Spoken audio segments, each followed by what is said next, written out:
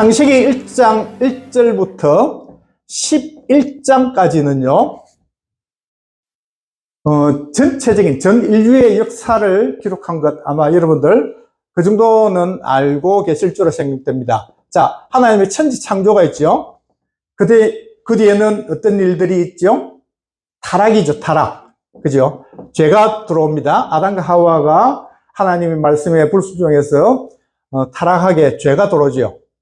그러나 하나님께서는 이 아담과 하와로 인해서 죄를 짓고 결국은 원죄를 가지고 영원히 죽을 수밖에 없던 하나님의 백성들, 그들을 살리기 위해서 하나님께서는 원시복음을, 그죠? 그래서 말씀을 하셨습니다. 하나님께서는 노아를 통해서 홍수 심판을 계획을 하십니다. 그래서 홍수 심판을 하고, 그렇게 하면은 이 백성들이 하나님의 사람들이 하나님을 알고 하나님을 두려워하면서 좀 하나님을 믿고 따르면 좋는데, 그렇지 않고 또다시 이 백성들은 그 바벨탑을 쌓게 되고, 바벨탑을 쌓으면서 흩어짐을 면하자 하는 그런 생각을 가지고 있습니다. 이 바벨탑 사건이 창세기 11장에 나오는데, 이것은 하나님의 뜻과는 완전히 역행하는 것이죠. 하나님은 흩어져서 하나님의 뜻대로 세상을 정복하라는 것이 하나님의 뜻이었지만은, 이 바벨탑을 쌓고 우리가 흩어짐을 면하자 하면서 했던 것을 하나님께서는 친히 이 땅에 내려오셔서 이 민족별로 다 흩어버리시는 그런 사건이 11장까지 마무리가 되죠. 데라가 갈대 우르에서 가나안을 가려고 가다가 하란에 도착을 하게 되죠. 하란에서 그 가족들을 이끌고 살다가 여기서 데라가 205세에 죽게 되죠. 죽고, 그리고 그때 하나님께서는 창세기 12장에 보시면은요, 아브라함을 부르십니다. 아브라함을 부르셔가지고 내가 너에게 지시할 땅으로 가라, 그렇게 말씀을 하시고, 그 말씀을 순종해서 아브라함은 길을 떠나죠. 그래서 아내 사라와 조카 롯을 데리고 이제 갔는데 갈 바를 알지 못하고 갔더라, 그렇게 말씀을 하고 있습니다. 그래서 도착한 것이 어디일까요? 가나안이죠. 가나안 땅에 도착을 합니다. 가나안 땅에 도착을 해서, 자, 아브라함이 여기서 살게 되고 그 아들 이삭이 또 살게 되죠. 그리고 야곱까지도 이 가나안 땅에서 살거든요. 그러면은 이 아브라함과 이삭과 야곱에게 하나님이 동일하게 약속을 주셨습니다. 무슨 약속을 주셨느냐 하면은, 이 땅을 너와 너희 후손들에게 주겠다, 그렇게 말씀을 하셨죠. 그래서 아브라함에게 약속하셨고, 이삭에게 약속하셨고, 야곱에게 약속하셨기 때문에 이 가나안 땅을 약속의 땅이라 그렇게 부릅니다. 그래서 약속의 땅이 어디냐? 가나안 땅이죠. 하나님께서는 이 약속의 땅을, 이 땅을 너와 너희 후손들에게 주겠다 하는 땅의 약속을 하시죠. 그래서 아브라함이 기근을 만나가지고 애국을 피할 수밖에 없었는데, 그래도 하나님께서는 내가 반드시 너를 올리리라 하면서 많은 재물을 이끌고 다시 올라오게 하셨고, 이삭에게도 기근을 만나죠. 흉년을 만나가지고 떠날까 말까 아마 되게 망설였던 것 같습니다. 그러나 하나님께서는 이 땅을 떠나지 말고 기다리라 할 때 하나님께서 은혜 주셔가지고 기다리는 이삭에게 그의 농사를 지어서 100배의 수확을 얻게 하시는, 거부가 되게 하시는 그런 역사도 있었거든요. 야곱에게도 마찬가지거든요. 이 땅을 떠나지 말아야 되는데, 그런데 이 욕심 많은 야곱이 눈먼 아버지를 속이잖아요. 그리고 쌍둥이 형을 속여가지고 아버지의 축복을 받아버리거든. 그것으로 인해서 아브라함이 떠났던 이 하란, 리브가, 그러니까 야곱의 어머니 이삭의 아내였던 리브가의 고향인 이 하란으로 도피를 갈 수밖에 없는 거죠. 그래 며칠만 가시려고 출발을 했지만은 그러나 그것이 몇 년요? 20년을 보내게 되거든. 그래서 이 야곱이 이 하란으로 가는 그 길에 밤이 깊어가지고 혼자서 유숙을 하면서 돌베개를 베고 자죠. 그것이 바로 창세기 28장에 나오거든요. 그래서 그곳에서 하나님을 만나게 되는 거죠. 천사들이 사닥다리를 타고 오르락 내려가는 곳을 만나게 되고, 아, 이곳이 하나님의 집이구나 해서 벳엘, 하나님의 집이라는 뜻을 베델을 정하죠. 근데 그때 그 홀홀단신으로 얼마나 외롭고 무섭겠습니까? 그 야곱에게 하나님 말씀하시죠. 네가 이 땅으로 반드시 돌아오게 하겠다. 그러면서 내가 너를 떠나지 않고 너와 함께 할 것이며 네가 반드시 이 땅으로 돌아올 수 있도록 하겠다. 그렇게 하죠. 그때 이 야곱은요, 하나님 앞에 서운 기도를 드리죠. 만일 하나님께서 나에게 먹을 것을 주시가지고 잘 지내다가 다시 이 땅으로 또 아버지 집으로 돌아오게 하신다면은 내가 소득의 11조를 드리고 이곳이 하나님의 전이 될 수 있도록 성전을 건축하겠습니다. 약속을 했지만은 그것을 잘 안 지켜가지고 나중에 어려움을 당하게 되지만, 그러나 하나님께서는 이 야곱에게 창세기 28장에 분명히 약속을 하셨거든요. 이 땅으로 돌아와야 되는 거죠. 하란에 지금 가야 되는데 하란은 하나님의 약속의 땅이 아니거든요. 그래서 야곱에게 약속을 하시고 나중에 이제 우여곡절 이제 거쳐서 이 하란에서 12명의 아이들을 낳죠. 그죠? 아들 그때 11명하고 디나까지 12명을 낳게 되죠. 그리고 이 가나안 땅으로 돌아와서 베들레헴 가는 길에 에브라시라는 곳에 갈 때 라헬이 베냐민을 낳다가 죽게 되죠. 그죠? 그래서 이제 이 땅에 와가지고 다시 한 명 더 낳게 됨으로써 자건 이제 이스라엘의 12지파를 이룰 수 있는 그런 기틀을 마련해준. 그러니까 야곱이 우리가 이렇게 봐야 되는 거죠. 야곱이 욕심이 많아가지고 하란으로 쫓겨갈 수밖에 없었지만은 그러나 하나님의 보이지 않는 큰 힘이 있어서 하나님께서는 이스라엘 12지파를 이루시기 위해서 그 일을 하셨다. 하나님이 하셨다 하는 것을 우리가 아셔야 된다 하는 거죠. 자, 그리고 나서 자, 창세기 46장을 보시면은 애굽의 총리가 되어 있는 이 요셉을 에게로 이제 야곱과 그 가족들이 모두가 다 애굽으로 내려가게 되죠. 그때 엄청난 기근이 흉년을 만나게 되죠. 그래서 야곱의 70명의 가족들이 애굽으로 내려갑니다. 내려갈 때 브엘세바에서 하나님께서는 이 야곱에게 약속을 하시거든요. 그때 야곱의 나이가 130세였거든요. 근데 네가 반드시 이 땅으로 다시 올라오게 하겠다 약속을 하십니다. 요셉이 네 눈을 감길 것이요 네가 이 땅에 묻힐 것이다 하는 약속을 하나님께서는 창세기 46장에서 약속을 하죠. 이것을 쭉 보시면은 정말 하나님께서는 얼마만큼 이 약속하신 이 약속의 땅 가나안 땅이 중요한 것인가 하는 것을 우리가 알 수 있는 거죠. 자, 야곱의 70명 가족들이 애굽에 내려가서 얼마 동안 살게 되죠? 430년을 살죠. 그래서 출애굽할 때 보시면은 430년이 끝나는 그날이라고 말씀을 하고 있거든요. 그래서 이스라엘 민족을 이루게 되는데 어떻게 야곱의 가족 70명이 이스라엘 민족이 되어 올 수 있죠? 야곱의 이름이 이스라엘로 바뀌었잖아요. 그죠? 그러니까 야곱의 가족 70명이 다른 말로 하면 이스라엘의 가족 70명인 거예요.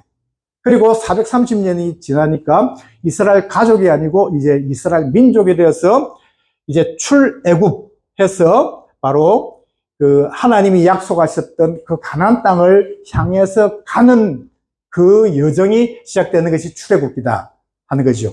그래서 출애굽기를 보시면은 12장에 보시면은 하나님께서 유월절을 지키게 하시잖아요. 유월절을 지켜가지고 각 가정마다 집집마다 그 순양을 잡되 염소나 양을 잡아서 문인방과 좌우인방과 설주에 발라서 하나님의 죽음의 천사가 넘어가도록 해라. 그래서 유월절인 거예요. 그죠?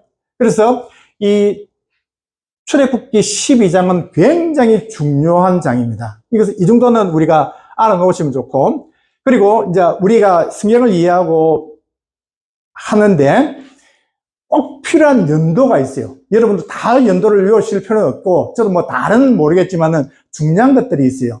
자, 창세기 보면 아브라함 이야기가 12장부터 나오는데, 아브라함은 몇 년도 사람일까요? 2000년. BC, 지금 구약은 전부 다 BC입니다. 주전이죠. 그래서 2000년 전 사람입니다. 그럼 1500년 전 사람은 누구일까요? 모세예요, 모세.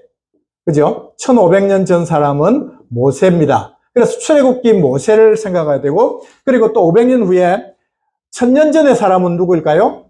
다윗입니다. 예.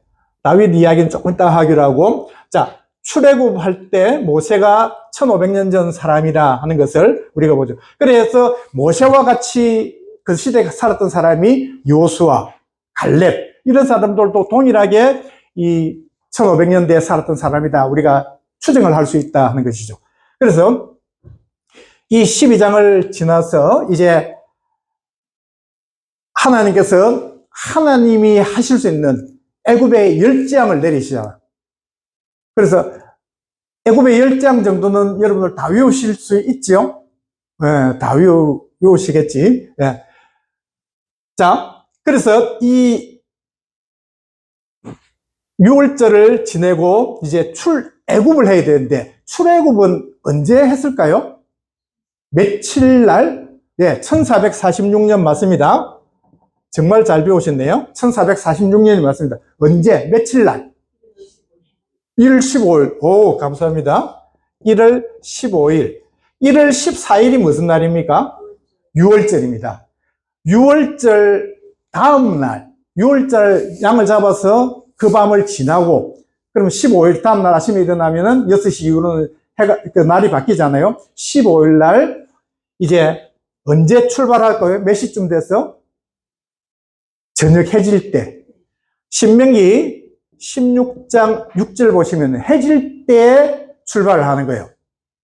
그리고 민수기 33장 3절에 보면은 그 다음날, 출애굽 다음날 15일날 무교절이 시작되는 그날 출발을 했더라 말씀을 하고 있거든요. 자, 그래서 우리가 출발을 1월 15일날, 이때가 1년입니다. 1년. 그죠? 자, 이렇게 출애굽 해가지고,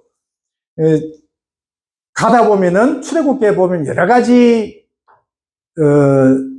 내용들이 나오는데, 그건 간단히 추려서 우리가 한번 본다면은, 하나님께서 이 이스라엘 백성들을 인도하실 때, 구름 기둥과 불 기둥으로 인도를 하십니다. 그러면 언제부터 구름 기둥과 불 기둥이 나타나서 하나님의 인도하심을 받게 되죠? 홍해를 앞두고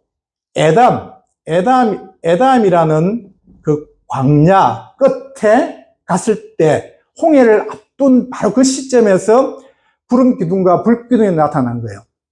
그래서 뒤에 쫓아오는 애굽의 그 군대들을 막아서는 때가 바로 구름 기둥과 불 기둥이었거든요. 그래서 홍해를 가르시고 계속 애굽이 접근하지 못하도록 막아서고 하나님 백성들은 다 건너게 하시고, 그리고 나서 이제 뒤따라 들어온 그 애국 군대를 다 수장시키는 것이 바로 이것을 우리가 볼 수 있거든요. 그러면은 또 보면은 하나님께서 광야 생활을 하는데 이스라엘 백성들에게 만나를 주셨습니다. 매일매일 만나를 주시죠. 매출하기는 한 번씩 줬지만은 만나를 언제부터 주셨을까 하는 거예요. 바로 그 신광야라는 곳에 도착을 했을 때 이스라엘 백성들이 하나님 앞에 원망을 하는 거예요. 우리가 이제 죽게 되었다. 여기는 먹을 것도 없고 고기도 없고 애굽에서 먹던 아무것도 먹을 것 없고 이제 줄여 죽는구나. 그렇게 했는데 이때가 2월 15일이었다고 합니다. 신광야에 왔을 때. 그래서 그럼 출애굽한 지로부터 한 달이 딱 지났잖아요. 그래서 이 신광야에 왔을 때 하나님께서 만나를 주시고 그 밤에 오후에 메추라기까지 보내주시는 것을 보게 되거든요. 그렇게 하면서 이 만나가 계속 광야 생활할 때 계속해서 하나님 매일매일 주시고, 그리고 언제 그쳤는가 하면은 여호수아 때 끝이에요. 여호수아가 요단강을 건너서 길갈에 갔을 때 그때 그 땅, 이제 요단강을 건너가면은 하나님이 약속하신 약속의 땅이잖아요. 그 땅에 들어갔을 때 그 볶은 곡식을 먹었을 때 이 만나가 그쳤더라. 그렇게 말씀을 하고 있는 것이 여호수아에 나오거든요. 자, 이렇게 하나님께서는 출애굽을 통해 가지고 이들을 어디로 첫째 목표가, 그리고 목적지가 어디냐 하면 바로 시내산이에요. 시내산. 하나님께서 시내산에서 모세를 만나시죠. 만나셔가지고 이 산에서 너희들이 나에게 경배하는 것을 보게 될 것이다. 그것이 바로 내가 너를 구원한 그 증표가 될 것이다 하는 것을 말씀하시거든요. 그래서 이 이스라엘 백성들이 출애굽해가지고 홍해를 건너고 만나를 이제 신광야가 어디냐 하면은 바로 엘림과 시내산, 시내광야, 시내산이 있는 그 광야가 시내광야거든요. 그 사이가 바로 신광야라 그렇게 말씀을 합니다. 그래서 이 시내산에 도착을 해서 이 백성들이 약 1년 정도를 거주하게 되죠. 여기서 이 시내광야에서 거주하게 되는데 한 11개월 정도를 거주하게 됩니다. 여기서 이제 진을 치고 있게 되는데, 여기서 시내광야에 왔을 때 하나님께서 세 가지 중요한 것을 주셨습니다. 모세를 통해서 십계명 돌판을 주시죠. 십계명을 주시고, 그리고 하나님께서 하나님 백성들이 하나님 법을 지키면서 살아갈 수 있는 율법을 주시는 거예요. 그리고 또 한 가지는 성막, 하나님을 만날 수 있는 성막을 만들게 하시는 것이 바로 이 신의 광야입니다. 그래서 레위기는 하나님 제사법이잖아요. 그래서 이 이스라엘 백성들이 이 신의 광야에서 성막을 통해서 하나님께 나가는 방법을 말씀하신 것이고, 출애굽기 19장 1절 보시면은, 출애굽기 19장 1절 보시면은 이 시내 광야에 도착을 했을 때가 언제냐 하면은 바로 3개월이 되던 날, 이렇게 말씀을 하고 있습니다. 출애굽기 19장 1절에 나오거든요. 자, 3개월이 되던 날이 언제일까요? 아니요. 오순절이라고 생각할 수 있는데 아니거든요. 자, 이스라엘의 절기 중에서 제일 중요한 기본이 되는 것이 바로 이 6월절이 6월절이 1월 14일입니다. 6월절로부터 50일째 되는 날이 오순절이에요. 그렇기 때문에 이 시내산에 도착했을 때는 3개월이 되던 날이라고 말씀을 하고 있거든요. 이 날은 61일이 될 수가 있어요. 아니면은 90일까지 갈 수가 있는 거예요. 그래서 어느 것인지는 제가 잘 모르겠는데, 저도 찾아보고 연구를 해봤는데 잘 못 찾겠어요. 구분이 안 되던데, 이 61일을 해도 상관없는 거예요. 그런데 오순절은 제가 그 이야기를 들었거든요. 시내산에서 모세가 십계명을 받은 때가 오순절이었다 하는 이야기를 들었는데 50일은 지났습니다. 적어도 61일이 돼야지 이 시내 광야에 도착을 한 거예요. 그렇기 때문에 그 이후로 도착을 했기 때문에 오순절은 그날은 아니었던 것 같습니다. 일단 참고를 하시고 그것을 중요한 건 아니니까. 자, 이곳에서 약 11개월 정도를 하게 되는데, 여기서 십계명을 그냥 두 분 만에 완전히 받았잖아요. 그리고 율법은 주셨고 성막을 만드는데도 아마 수개월이 걸렸을 겁니다. 그래서 성막이 언제 완성됐느냐 하면은 출애굽기 40장 17절 보시면은 성막이 완성되었을 때가 2년 1월 1일이었다는 거예요. 자, 우리가 출애굽할 때가 1년 1월 15일 있잖아요. 그러니까 약 1년 조금 못 미칠 정도에서 성막이 지금 완성이 된 거예요. 성막이 완성돼 가지고, 그리고 나서 하나님께서는 6월절을 지키라 그래요. 그래서 2년 1월 14일 날 6월절을 그들은 지킵니다. 그러니까 이 6월절은요, 제일 처음에 지킨 것은 애굽에서 지켰던 그 6월절이고, 광야, 시내 광야에서 지켰던 첫 번째 광야에서 지켰던 때가 바로 시내 광야에서 지켰던 때다 하는 것이죠. 그리고 나서 이제 2년 2월 1일 날 인구조사, 계수를 하라. 20세 이상으로 전장에 나갈 만한 자를 계수하라 했거든요. 그때가 2월 1일이었습니다. 그 얼마였죠? 60만 3,550명. 60만 3,550명이 계수가 되었죠. 자, 그리고 나서 하나님의 이제 구름이, 성막에서 구름이 언제 떠오르는가 하면 2월 20일 날 떠오르는 거예요. 그래서 이제 출발하는 것이 바로 2월 20일이었다. 그러면은 출애굽한 1월 15일부터 보면은 1년 1개월 한 5일 정도가 지났죠. 예.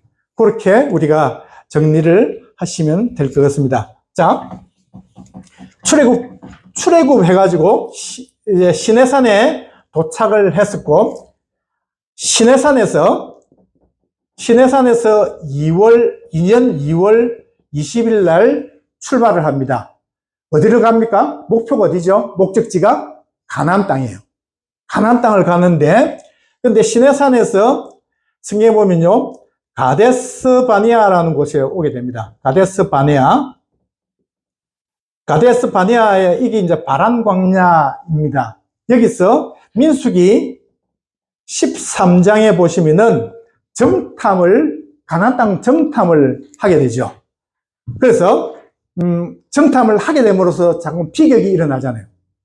40일 동안 정탐을 했는데 하루를 1년을 쳐가지고 40년 동안 광야에서 유리할 수 있도록 하나님께서 진노하셨죠. 자, 가나안 땅 정탐을 누가 먼저 하자고 했습니까? 이스라엘 백성들이 먼저 요구를 했습니까? 아니면 하나님께서 먼저 하라고 하셨습니까? 하나님께서 하셨다. 네, 그게 틀리거든요.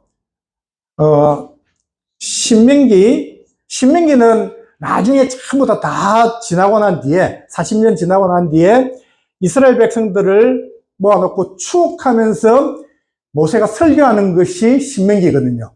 그래서 40년 지난 거거든요. 1장 22절, 신명기 1장 22절을 보시면은, 너희들은 올라가서, 21절에, 너희들은 올라가서 하나님 주시며 약속하셨던 그 땅을 차지하라 말씀을 하셨는데, 이 이스라엘 백성들이 22절에 보면, 아니요, 우리가 지금 올라갈 수 없습니다. 우리가 어느 길로 가야 될 것이며, 그곳에는 어떤 사람들이 있고, 어떤 상황이 있는지 우리가 알아야 되기 때문에 우리에게 먼저 그 땅을 정탐하게 해달라고 요구를 하게 돼요.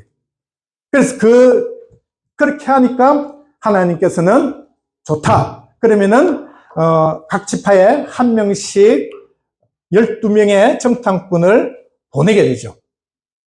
그래서 이제 정탐을 하고 돌아와서 문제가 되잖아요. 자, 민수기 14장 28절에 보시면은, 너희들 말이 내 귀에, 하나님 귀에 들린 대로 내가 행하리니 말씀하시거든요. 무슨 말씀일까요?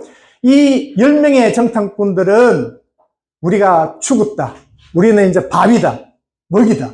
우리는 우리 아이들까지 다 죽게 생겼다. 근데 여호수아와 갈렙은 뭐래요? 아니요. 그들은 우리 밥이다. 우리가 이길 수 있다. 그렇게 하면서 하나님 주시면 우리가 이길 수 있으니까 가자 했는데, 10명의 정탐꾼들의 말을 듣고 이스라엘 백성들이 모두가 하나님을 원망하고 불신하면서 밤새도록 울고 통곡을 했거든요. 그래서 하나님께서는 그들이 내뱉은 말대로 민수기 14장 28절에 이 말들이 내 귀에 들린 대로 내가 행해주겠다. 그래서 1세대, 모든 1세대 20세 이상 출애굽할 그것들을 모두 다 광야에 죽여버리겠다 말씀을 하시죠. 이렇게 민수기 13장과 14장이 참 중요한 장이죠. 자, 그리고 민수기 이제 광야 생활 쭉 하고 난 뒤에 민수기 25장 가면은 고스비 사건이 일어납니다. 고스비 사건이 일어났을 때는요, 이 모압 평지지요. 모압 평지입니다. 모압 평지에 도착을 했다는 것은 40년 광야 생활이 끝났다는 뜻이에요. 자, 40년 광야 생활 끝나고 이쪽에 모압 평지에 백성들이 도착을 했습니다. 그러면은 이 도착한 사람들은 누구일까요? 2세대, 3세대. 왜 3세대입니까? 광야에서 난 사람이 40년 동안 난 아이들도 많이 있을 거 아니에요. 그죠? 그러니까 2세대, 3세대들이 모두 다 있는 곳, 그곳, 1세대는 다 죽었다 봐야 되거든요. 그래서 이 모압 평지에서 그 전에 보시면 22장부터, 민수기 22장부터 24장까지 보면은 모압 왕 발락이 그짓 선지자 발람을 초청해갖고 이스라엘을 저주하게 만들잖아요. 그런데 하나님께서 그 발람의 입을 막으시고 저주를 축복으로, 그죠? 복으로 하게끔 축복으로 바꾸어 주셨거든요. 그래서 거기에서는 안 한 것 같은데, 이스라엘 백성들 그 앞에서는 직접적으로 못했는데, 한 계략을 가르쳐 준 거예요. 그것이 뭐냐면은, 행음. 이스라엘 백성들이 그 모압 평지, 근데 광야 생활을 하다가 와서 보니까 그 이방 여자들 이쁘고 또 뭐 먹을 풍성하고 하니까 눈이 확 뒤집어졌겠죠. 그래서 요한계시록 2장 14절 보시면은 발람의 개교를 통해서 행음하게 하고 우상의 제물을 먹게 한 그것이 나오거든요. 그래서 이런 사건이 일어난 것이 바로 고스비 사건이거든요. 그래서 하나님의 진노가 시작됐는데도 불구하고 시므리가 모압 여자 고스비를 데리고 와가지고 천막에 들어가서 행음을 하고 있을 것을 엘라사리 가서 창을 찔러 죽이고 하나님 진노를 그치게 했더라. 그렇게 함으로써 하나님께서 2만 4천 명을 죽였다. 자, 그리고 나서 민수기 26장 보시면은요, 하나님께서 모압 평지에 왔으니까 40년이 지났습니다. 그러니까 이 이스라엘 백성들에게 2차 인구조사를 하게 하시죠. 얼마일까요? 60만 1730명. 60만 3,550명에 비하면은 조금 줄은 것 같은데, 바로 직전에 22만 4천 명이 죽었던 것을 우리가 기억한다면은, 절대로 죽은 것이 아니고 어쩌면 더 많은 인구가 광야 생활 40년을 통해서 불어났을 수도 있겠다 하는 생각을 가지게 되는 거예요. 근데 이거는 그냥 제 사견이기 때문에 참고만 하시면 되는 겁니다. 성경에 없는 것이니까 일단 60만 1730명이 계수가 되었더라 하는 것이죠. 그래서 이제 그리고 나서 이제 신명기에 보시면은 이제 신명기 가잖아요. 신명기를 통해서 모세가 이스라엘 백성들에게 설교를 세 번 합니다. 그 모세의 설교를 듣는 사람들이 누구죠? 조금 전에 말씀드린 2세대와 3세대들이요. 이것을 우리가 놓치면 안 돼요. 그래서 이들은 지금 모압 평지에 있기 때문에 아직도 가나안 땅에 안 들어간 겁니다. 그래서 그것까지도 놓치면 안 돼요. 근데 자, 첫 번째는요, 과거에 하나님께서 우리를 이렇게 도와주셨다 하면서 1장부터 4장까지 말씀을 해주세요. 모세가. 그리고 두 번째 설교는요, 5장부터 26장까지 현재도 하나님께서 우리를 이렇게 인도해 주셨다. 그것을 누가 알아요? 이 이스라엘 백성들이 지금 2세대, 3세대 다 경험을 했고 지난 40년간 경험을 했던 사람들이 알잖아요. 그래서 여기 보면은 신명기 6장 4절로 9절까지죠. 쉐마 이스라엘. 이스라엘아 들으라 하면서 너는 마음을 다해서 여호와 하나님 사랑하라 하는 그 말씀들 잊지 말라는 것. 그리고 3장에 27장부터 끝까지는요. 앞으로 우리가 들어갈 가나안 땅, 저 땅, 보이는 저 땅을 반드시 하나님 주실 것이다. 그러니까 너희들 그곳에 들어가서 어떻게 하면은 복을 받고 어떻게 하면 저주를 받게 되는가 하는 것을 말씀해 주신 거죠. 그러면서 모세는 제일 마지막에 33장입니까? 거기서 이스라엘 백성들을 향해서 정말 마음을 담아서 이야기하죠. 이스라엘아, 너희들은 정말 행복한 사람들이다. 너희같이 여호와의 구원을 받은 자가 누구냐? 그렇게 하죠. 얼마나 자기도 가나안 땅에 들어가고 싶었을까요? 그러나 하나님께서는 느보산에서 모세를 죽이시고 이제 그들을 다 모세 오경을 이제 끝나게 하시는 거죠. 모세가 죽고 그 다음에 요수아 시대가 되잖아요. 요수아가 지도자가 되어서 그래서 요수아가 가나안 정복 전쟁을 하죠. 7년 정복 전쟁을 합니다. 7년 전쟁을 해서 땅 나누기를 해요. 그리고 그것이 끝이 아니거든요. 근데 잔당들이 아직도 많이 남아 있는 거죠. 각 지파별로 땅 배분을 다 했는데 분배를 했음에도 그래서 9년 정도를 더 계속해서 전쟁을 하게 됩니다. 그래서 모세가 죽었던 때가 여호수아가 시작됐던 때가 1406년이죠. 1446년에 출애굽을 해가지고 40년을 지었기 때문에 1406년이겠죠. 그리고 16년이 지나서 1390년에 여호수아가 110세로 이제 죽게 되죠. 그래서 그때까지 계속해서 이 전쟁을 하면서 이제 죽게 이스라엘에 있던 가나안 땅에 있는 그들과 전쟁을 계속해서 하게 되는 거죠.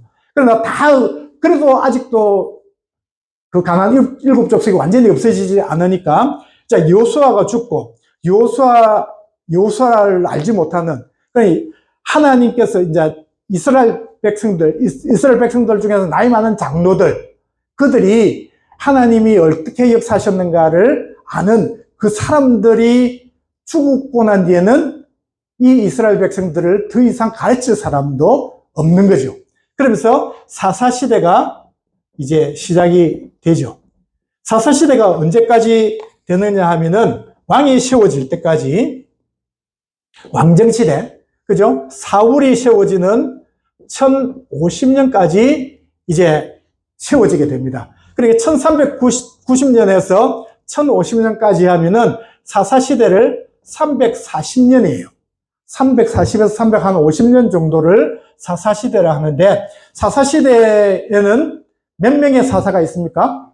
12명이 있고, 그리고 사무엘상을 보시면은 사사가 3명이 더 있죠. 엘리 대제사장이 사사로, 제사장으로 40년을 심을 했었고, 그리고 이 사무엘의 아들이었던 요엘과 아비야가 사사였더라. 브엘셰바에서 사사가 되었더라. 그렇게 말합니다. 그래서 그들을 잘 안 치더라고요.